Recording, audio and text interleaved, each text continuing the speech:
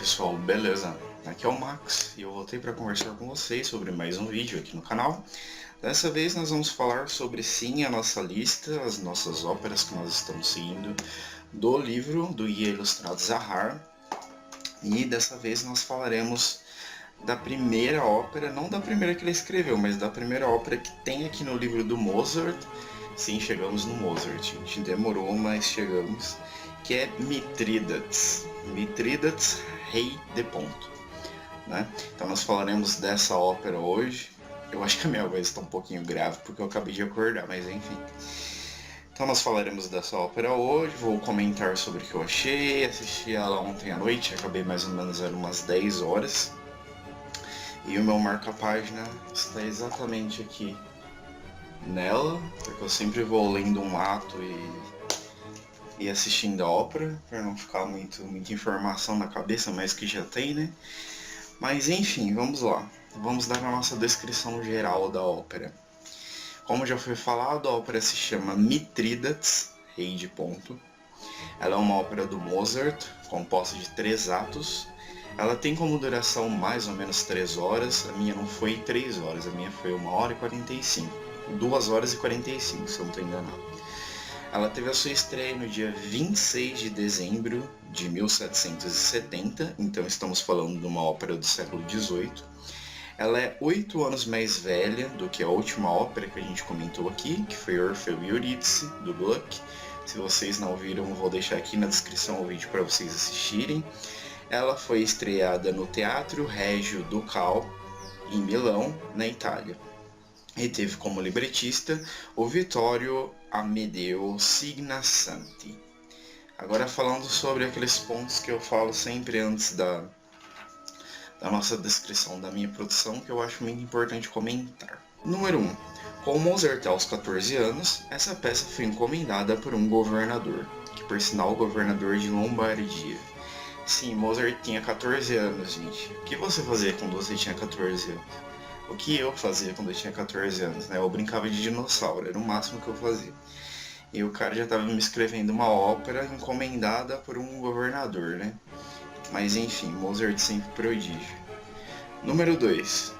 Como era de costume, Mozart recebeu um libreto que já havia sido musicado 3 anos antes por Quirino Gasparini. Sim, ele recebeu o libreto 3 anos antes, para ele já conseguir entrar numa ideia do texto com a ajuda do seu pai, né? Porque ele era, bem dizer, um moleque de 14 anos. Mas ele recebeu, sim, o libreto um tempo razoável antes, para ele ir lendo, ir acostumando com a história e ver como era o desenvolvimento dos personagens. E esse libreto, essa história, ela já tinha sido produzida por um compositor que se chama Quirino Gasparini. Número 3. Foi muito bem acolhida por conta de suas áreas de coloratura que levavam o público a gritar. Sim, eu acredito que essas áreas de coloratura é marca-chave, assim, marca padrão do Mozart. A gente tem aí na Flauta Mágica a Rainha da Noite, só para dar um exemplo, né? Que nós temos a coloratura, aquela dança sobre as notas, assim, que ela vai e sobe, que realmente chama atenção, né? E quando essa ópera foi estreada, o público que não tinha ainda muito contato com esse tipo de coloratura ficou besta, né? E gritava pra ele, falava que ele era o melhor compositor de todos os tempos, e enfim. Agora nós vamos falar um pouquinho sobre a figura que está no livro. Nós temos então 2 cantoras, a Sally Matthews, fazendo o papel de Cifário, e a Alexandra Kurzak, fazendo o papel de Aspária, juntas fazendo Juras de Amor, numa produção do Royal Opera House do ano de 2005. Agora nós vamos falar um pouquinho sobre a minha produção, a produção que eu assisti, a produção que eu escolhi para ver essa primeira ópera do Mozart. Ela é uma produção do ano de 2006, ela é do teatro, aliás, ela é do Festival de Salzburgo, do Teatro de Salzburgo. Aliás, essas primeiras óperas eu acredito que você só encontra lá, né? Muito difícil de encontrar. E nós temos como personagens principais, tanto no papel do Mithridates, como no papel de Cifário, que são 2 homens, né? Antes de assistir eu achava que o Mithridates era uma mulher, mas enfim. Nós temos os cantores Richard Croft e nós temos a cantora Mia Persson. Eu acho que ela foi a primeira ópera da Mia Persson que eu assisti. Nós temos como condutor o Mark Mikovsky e nós temos como diretor o Gunther Kremer. Agora falando um pouquinho do resumo, né? Nós temos, sem falar, né, um pouco da história, sem falar um pouco do ato em si, mas falando um pouquinho da história, nós temos então o rei de Ponto, que se chama Mitrídates. Ele, no começo do primeiro ato, ele já vai, ele deixa ali a família dele, que são os 2 filhos, e a noiva, e vai lutar contra os romanos na guerra. Nisso, ele deixa em cuidado dos filhos a noiva e fala, ó, cuida dela aí que eu vou lutar na guerra, beleza. Quando a gente voltar, a gente vê o que faz. Tipo, simples assim. E nisso, um dos filhos começa a se apaixonar pela noiva do pai, né? Tipo, super normal das óperas. E nisso começa aquele romance todo, aquelas declarações de amor. Nisso, o pai manda um recado para os 2 filhos na casa, né, que era dele, na casa que é dele, né, falando que ele morreu, só para ver como os filhos se comportariam com essa notícia. Nisso, só se intensifica mais essa manifestação de amor que o filho tinha pela noiva do pai. E só que ele não morreu, claro, né? E nisso ele chega e se depara com a situação. Só que ele chega com mais uma pessoa, com mais uma mulher, que ele teve ali contato na guerra. E nisso começa a acontecer todo um jogo ali, que eu não vou falar o que é, mas os 2 filhos dele têm muita força nessa história, junto com a noiva e junto com essa mulher que ele traz. Vai acontecer algumas coisas aí que eu não vou falar, mas assista a ópera, ela é muito boa. Ela é uma produção que me deu um pouco de sono, mas eu acredito porque ontem eu fui fazer caminhada, não é porque a ópera é ruim, não. Ela tem um pouco de cenário parado, mas eu vou falar disso nos meus pontos. Mas assista e tire suas próprias conclusões. Agora eu vou falar um pouquinho sobre as minhas impressões, o que eu achei da ópera, o que eu achei de bom, o que eu achei de ruim, e enfim. Anotei aqui 6 comentários para fazer com vocês. Número 1. Reunião de Mozart na intro. Olhos expostos, sim. Lá quando tá tocando a introdução da ópera, nós temos vários Mozarts assim, cada um começa a chegar de uma vez, e um começa a fazer uma pose, outro começa a fazer uma pose. Nós temos uma construção estética muito estranha, que além de cada um não ter um nexo entre si, eles estão tipo com olhos em cima dos olhos. Vocês entenderam quando eu colocar o videozinho. E é estranho de se ver, assim.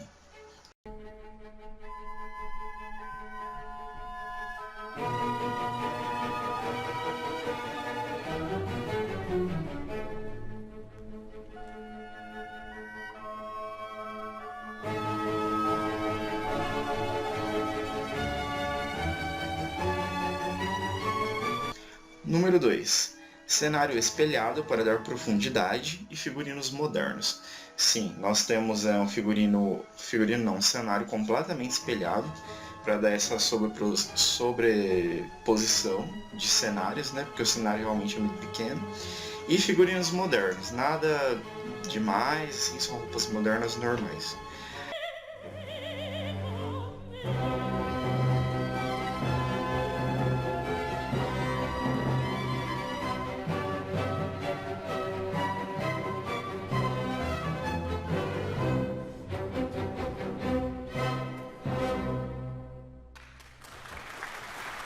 Número 3. Porque Ais, o filho do rei, é apresentado por uma soprano, o Cifário, o filho dele que no desenrolar da história é apaixonado pela noiva dele. Eu não entendi, no libreto mesmo está falando que esse papel é feito por uma soprano. Eu não entendi se era feito por um sopranino, não entendi qual que é o por que ele fez isso, porque ele tem 2 filhos na história, um é soprano, um é contralto. Contralto, beleza, já estamos acostumados, mas é um homem feito por um registro feminino agudo, então não entendi por que ele colocou isso.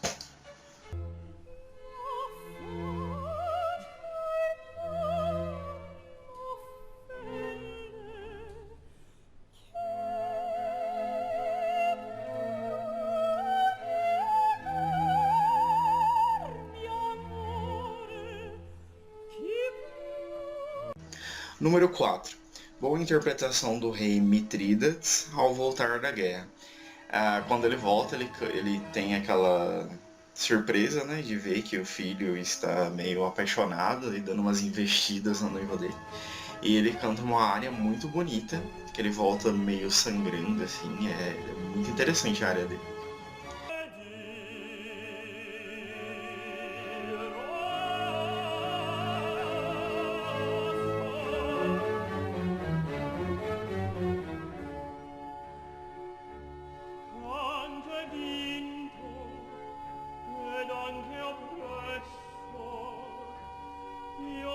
Número 5. Simplicidade do figurino assusta às vezes.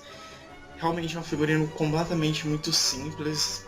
Ela tipo usa um véu, tira um véu, usa uma coroa, tira uma coroa, e é um vestido e um terno e acabou o figurino, e é isso.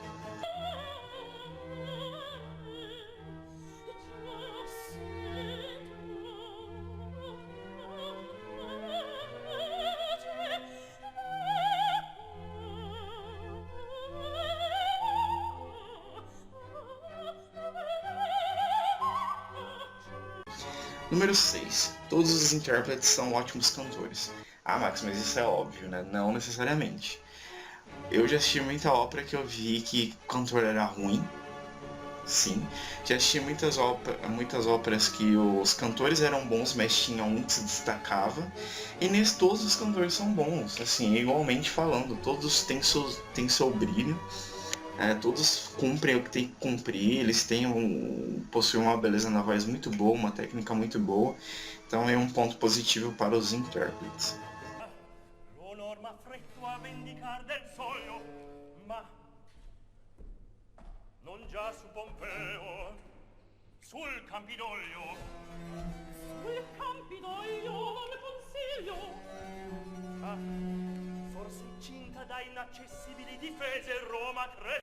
Pessoal, acredito que seja isso. Se vocês tiverem algum vídeo que querem que eu comente, por favor, deixe aqui nos comentários. Não deixem de colocar a cara de vocês aqui nesse humilde canal. Não deixem de se inscrever no canal para receber os próximos vídeos. E não deixem também de avaliar esse vídeo para que o YouTube perceba que vocês estão consumindo esse tipo de material. Até o próximo vídeo e falou!